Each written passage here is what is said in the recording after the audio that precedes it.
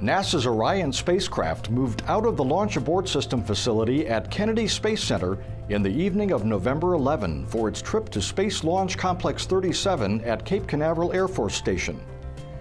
Traveling at about 5 miles per hour, the spacecraft made the trek from Kennedy's industrial area, traveled past the Vehicle Assembly Building, and continued past Launch Pad 39B on the way to its ultimate destination.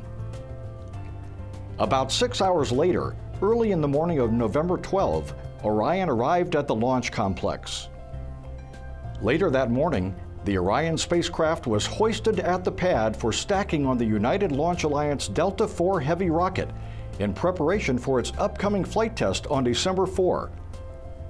The flight test will send Orion 3,600 miles in altitude from Earth on a 2-orbit flight intended to ensure the spacecraft's critical systems are ready for the challenges of deep space missions.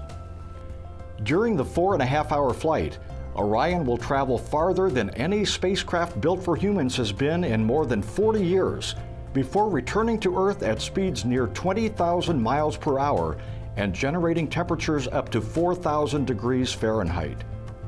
After Orion splashes down in the Pacific Ocean, NASA and the U.S. Navy will recover the crew module and attempt to retrieve the parachutes and forward bay cover. Orion is now at the launch pad, awaiting its historic flight test in December.